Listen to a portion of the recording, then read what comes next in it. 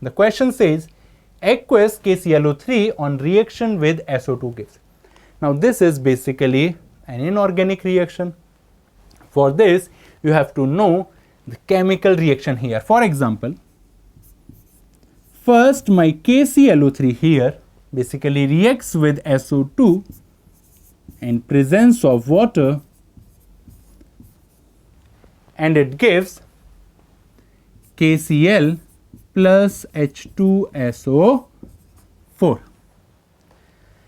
Now we have this H2SO4 and this H2SO4 will react with my KClO3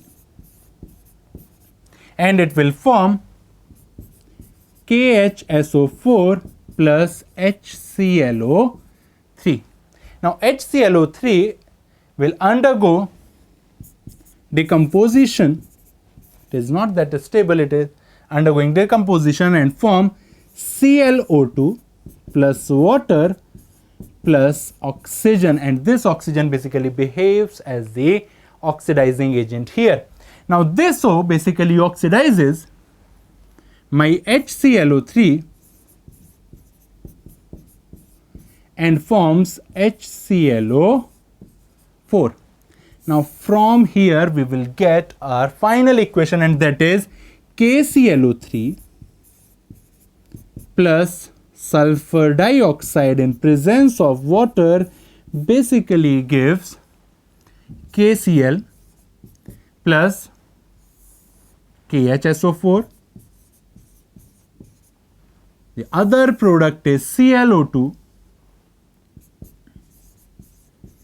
and lastly we get HClO4. This water has been used up, or you can see that the water will be cancelled out while adding the equations, and last product is HClO4.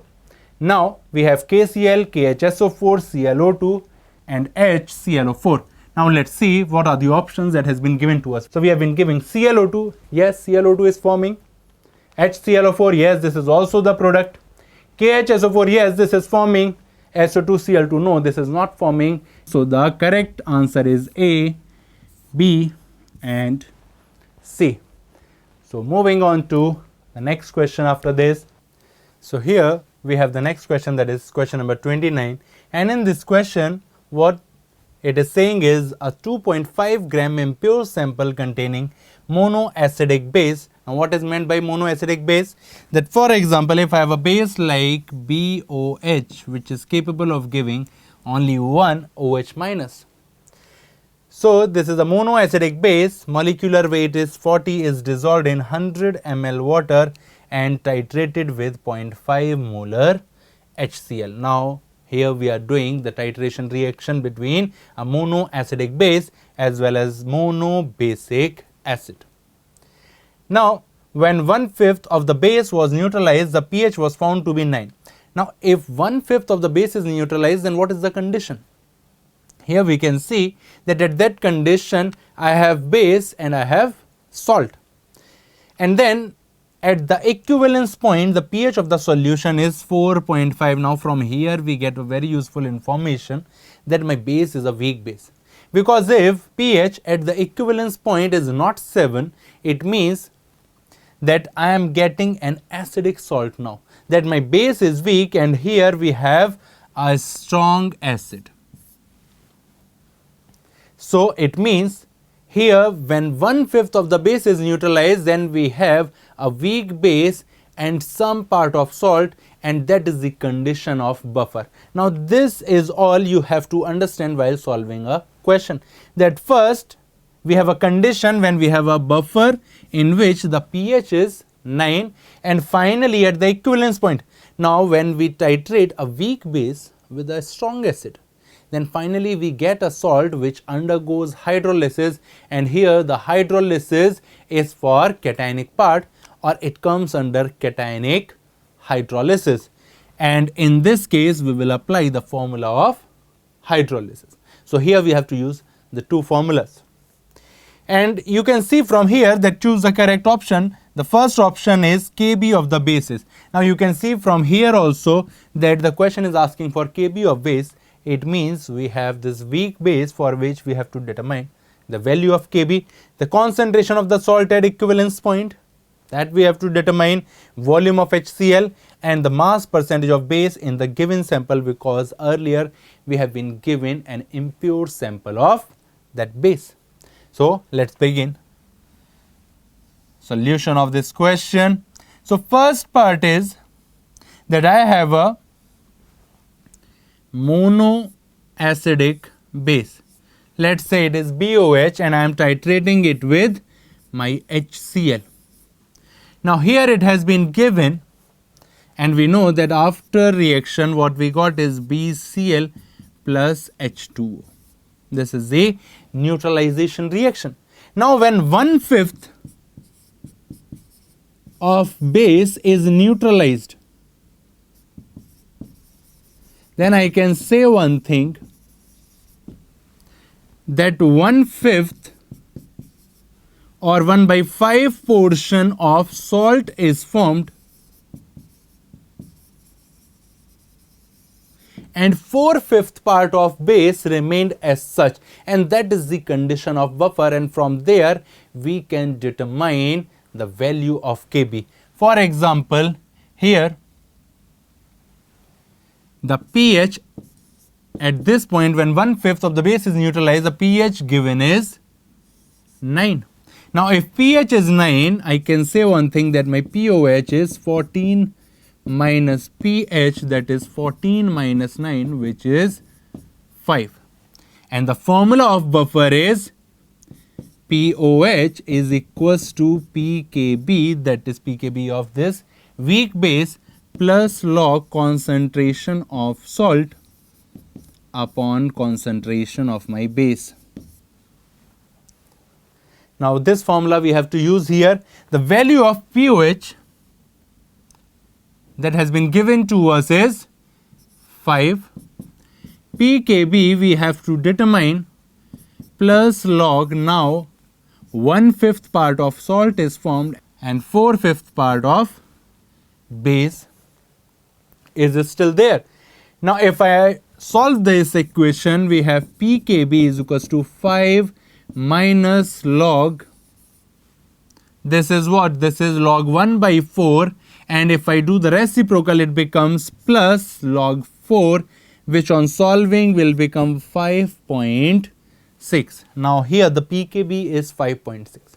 If pKb is 5.6, we know that the value of 2 into 10 to the power minus 6 is 6 minus log 2, and that is something around 5.7. It means here what we have is that here Kb is greater than 2 into 10 to the power minus 6. We do not need to know the exact value of Kb, because here the question is asking that Kb of the base is 10 to the power minus 6, and Kb is 10 to the power minus 6 if my pKb value is 6 and my pKb value is not 6, it is 5.6. So this option is not there.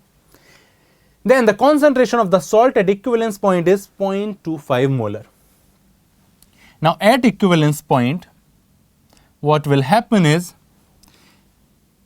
my acid, that is HCl, and my base, that is BOH, undergoes neutralization, and now there is complete neutralization and we get BCl plus H2O, and here this B plus undergoes hydrolysis and will form BOH plus H plus, and that's why your solution is acidic in nature. You have seen there the pH given at that point is 4.5. It means the solution is acidic.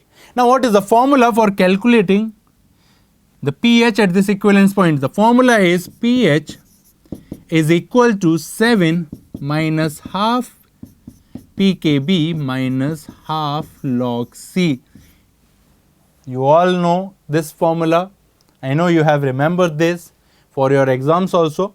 So by applying this formula or putting the values here, we have pH is equals to 4.5 is equals to 7 minus half 5.6 minus half log C. Now from there I have half log C is equals to 7 minus this is 2.8, and this is minus 4.5. Now this value is 4.5 plus 2.8 is what? This is 7.3. So this is minus 0.3, and if I write like this, it becomes minus 0.6. So it means the value of C here is 1 by 4 or 0.25 molar. Now initially I have been given HCl, which I am adding in my monoacidic base. Now here the concentration of HCl that has been given to us is 0.5 molar, whereas for base it has been told to us that we have 100 ml of the solution in which base is present. Now if this is monoacidic, this is monobasic, it means the quantity required for their equivalence point is equal here, because the reaction is HCl plus BOH gives BCl plus H2O. Now for the equivalence point, if I have 100 ml of this solution and I am adding 0.5 molar HCl and the final concentration of salt is 0.25, what does it mean? It means the concentration is going to be half of the initial concentration, and that will happen only when the volume gets doubled.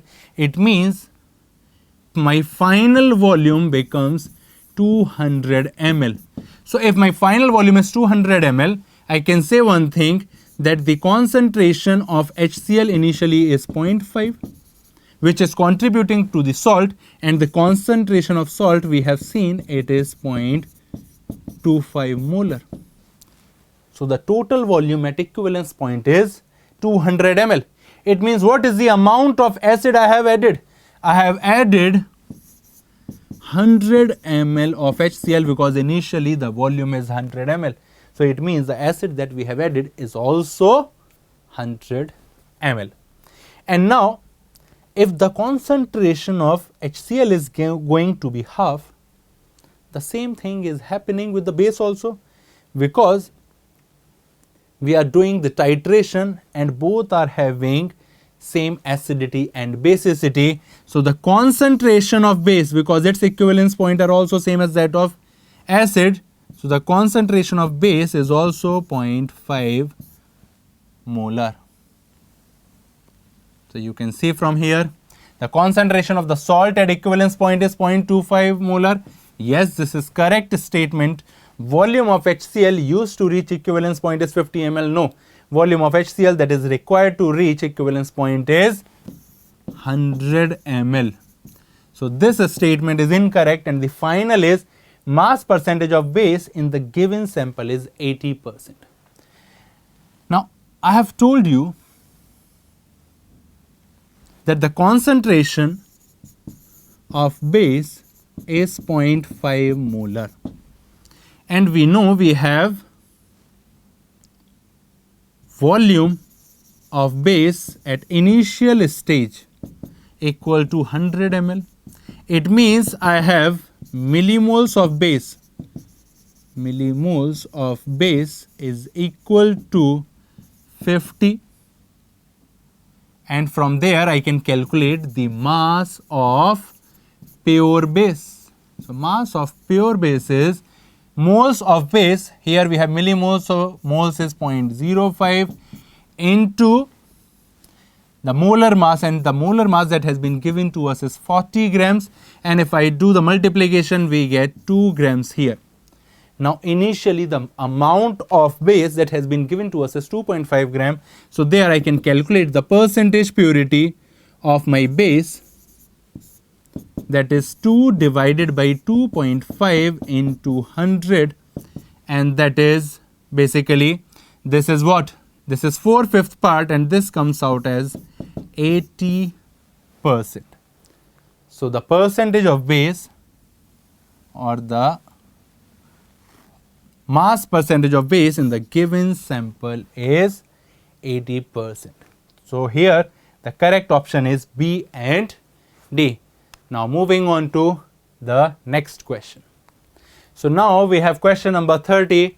So let's solve this question. So here we have been given 10 gram of a weak monocarboxylic acid A in 100 gram of benzene freezes at 3.47 degrees Celsius. Assume that acid undergoes 80% dimerization in benzene. Now this part is important, that here it is undergoing 80% dimerization. In a separate experiment, 10 gram of the same acid, here also 10 gram is taken, earlier also 10 gram is taken. Here the amount of benzene that has been taken is 100 gram and the same acid is dissolved in 100 gram of water. Again the amount taken is same, whose freezing point is found to be minus 1.40 degrees Celsius, where here the freezing point is 3.47. Given Kf of H2O is 1.86 Kelvin kilogram per mole, Kf of benzene is 5.10 Kelvin kg per mole, and freezing point of benzene is 5.51 degree Celsius. Now choose the correct statement: molecular mass of A, degree of dissociation. So basically what we have to do here is we have to see the colligative property. Here what is happening, that when I am dissolving my weak monocarboxylic acid in benzene, it is undergoing dimerization, whereas if I dissolve it in water, it is basically dissociating.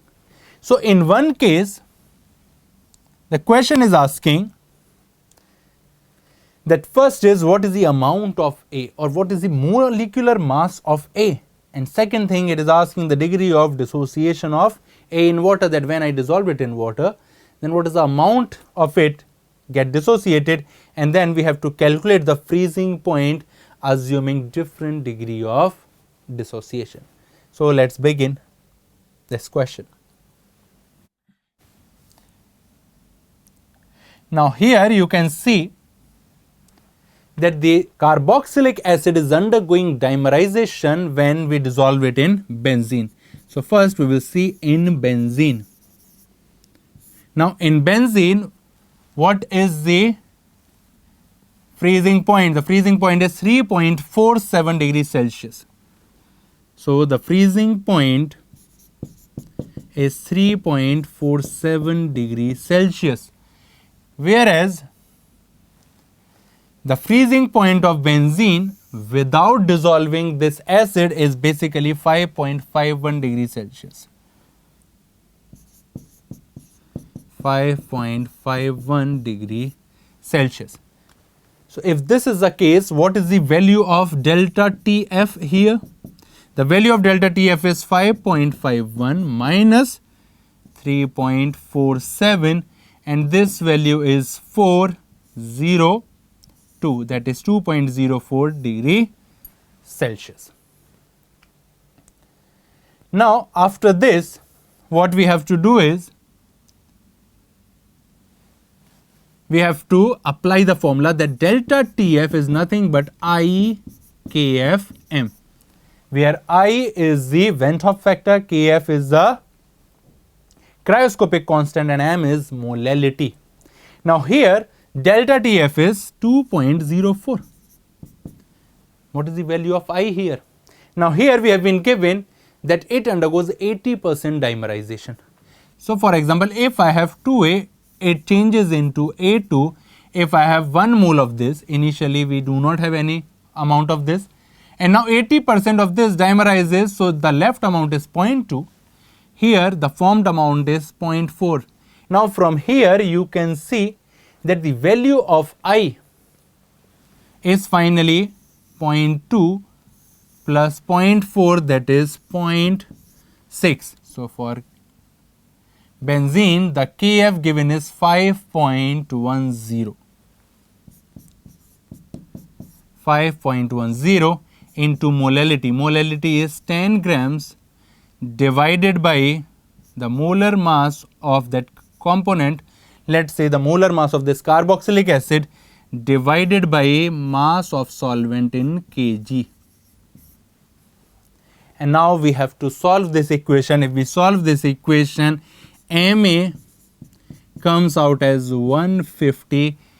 So our first statement is correct, that the molecular mass of A is 150. Next thing is to calculate the degree of dissociation of A in water.